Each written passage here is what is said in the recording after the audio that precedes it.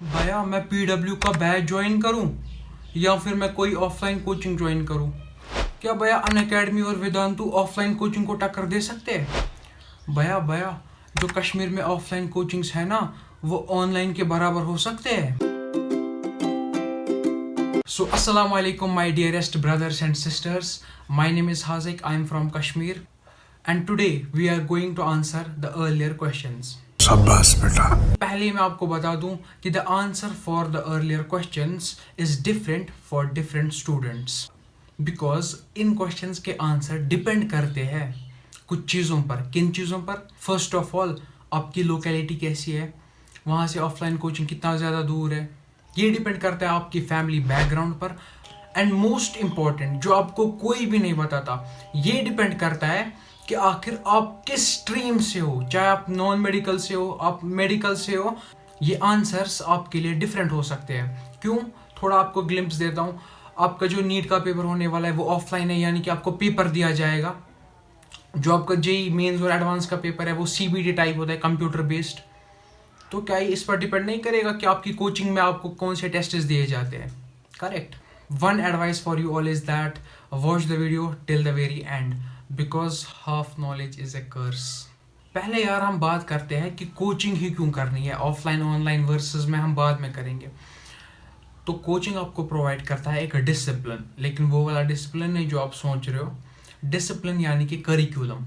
वहाँ के टीचर्स को पता है कि किस टाइम तक, साल के किस टाइम तक कौन से चैप्टर्स कवर हो जाने चाहिए।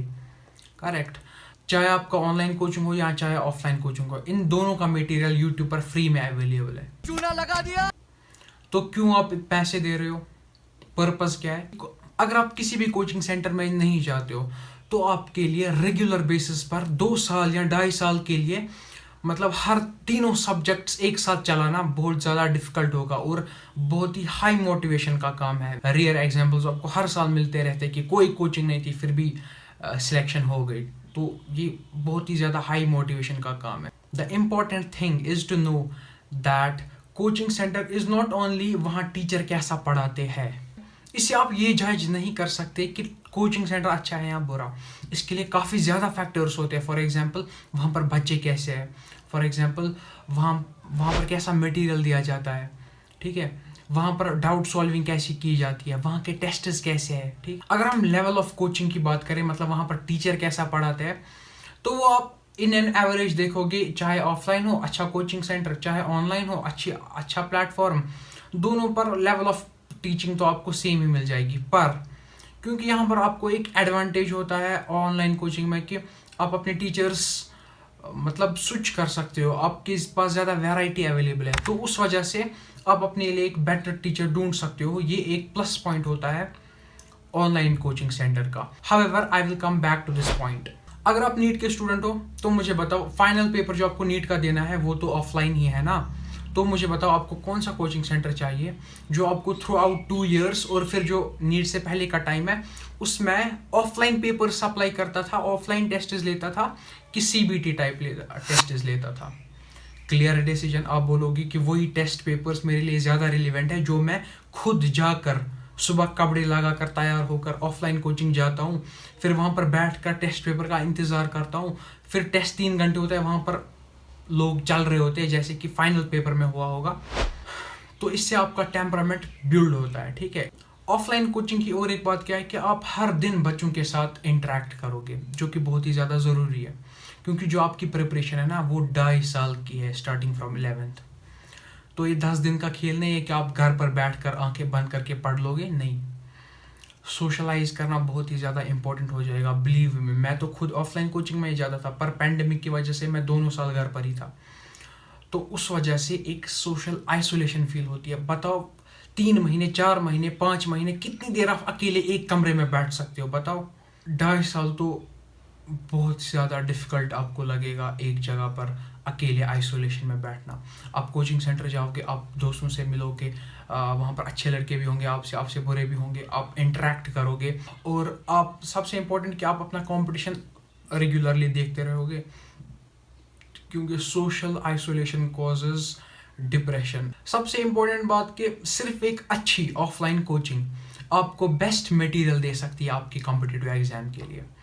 क्योंकि ऑनलाइन कोचिंग में आपको मटेरियल तो दे ही सकते हैं, पर वो पीडीएफ्स देंगे। मुझे बताओ, आप ऑनलाइन लेक्चर्स भी देख रहे हो, फिर पीडीएफ्स भी उन्हीं का कर रहे हो, फिर सीबीटी कंप्यूटर बेस्ड टेस्ट्स भी दे रहे हो, क्या आप दिन में 10-12 घंटे कंप्यूटर पर, पीसी पर, मोबाइल फोन पर बैठ सकते हो? This is the another point to be noticed. अब अगर डाउट्स की बात करें तो यार, डाउट्स तो काफ़ी जगहों से आप क्लियर कर ही सकते हो। चाहे आपका मेंटर है, घर पर ही कोई सिबलिंग है, एल्डर ब्रदर, एल्डर सिस्टर है, जिन्हें आपका काम ऑलरेडी कर रखा है जो आप करने जा रहे हो, वो आपके डाउट सॉल्व कर सकते हैं। आपके मोबाइल फ़ोन में ऐसी काफ़ी सारी ऐप्स है जिनसे आप अपने डाउट्स क्लियर कर सकते हो। बट द थिंग इज़, जब आप पेन और कॉपी लेकर सर के पास जाते हो ना, सर सिर्फ एक डाउट क्लियर नहीं करता है। जो आपके मन में कई सारे डाउट्स, आपके टीचर्स वो सारे डाउट्स क्लियर कर देंगे वहीं पर, ठीक है। तो और ये एक पॉजिटिव फीलिंग भी रहती है सर के साथ इंटरेक्ट करना, ठीक है। तो ये काफ़ी ज़्यादा इम्पोर्टेंट है कि आप ऐसा कर पाओ, और ऐसा कहाँ पर कर पाओगे? एक ऑफलाइन कोचिंग में। सबसे इम्पोर्टेंट बात करते हैं टेस्ट्स की। अगर मैं ऑफलाइन की बात करूँ, फॉर एग्जांपल आकाश की, क्योंकि मैं ज़्यादा रिलेट कर पाता हूँ उससे, क्योंकि मैं खुद भी 2-4 साल तक वहीं पर रहा। तो जब तक आपका 11th और 12th चल रहा होगा, आपके FTs होते रहेंगे। FTs मतलब हर 2 वीक्स में एक टेस्ट, उन 2 वीक्स में जितना आपने पढ़ा था उसका टेस्ट, ठीक है। वो आपके कॉम्पिटिटिव से थोड़ी कम लेवल का होता है, पर रेगुलर बेसिस पर ये टेस्ट होता है, हर 2 वीक्स के बाद एक टेस्ट, ठीक है।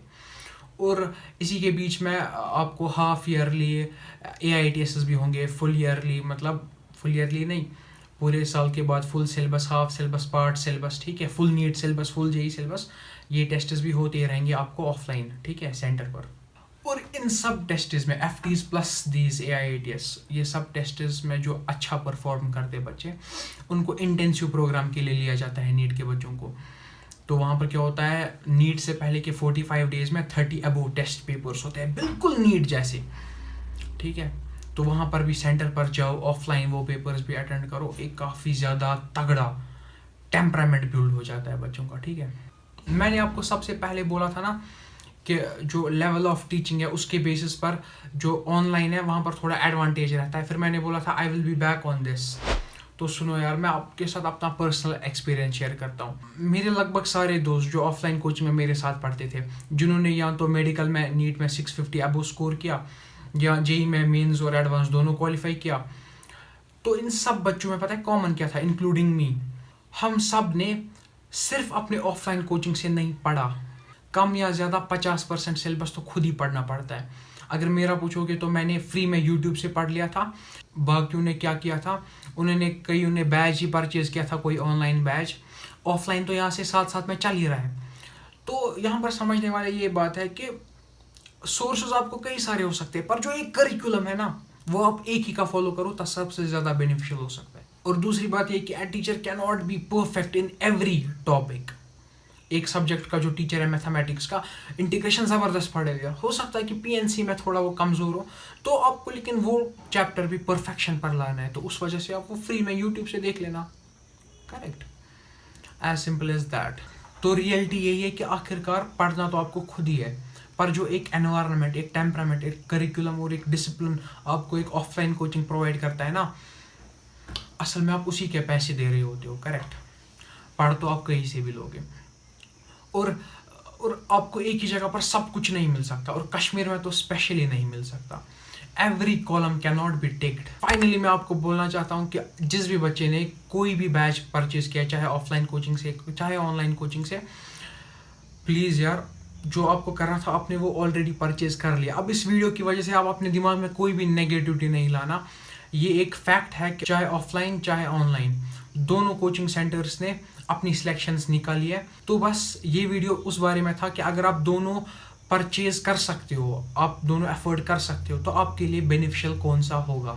तो अब आपने जो भी बैच परचेज किया है, पूरे फोकस और पूरी फेथ के साथ उसमें लग जाओ, वो भी आपको ज़बरदस्त बेनिफिट्स देगा और आप अपनी सिलेक्शन बिल्कुल निकाल सकते हो। तो यार शेयर करो उन लोगों के साथ जिनके लिए मैंने ये वीडियो बनाया था।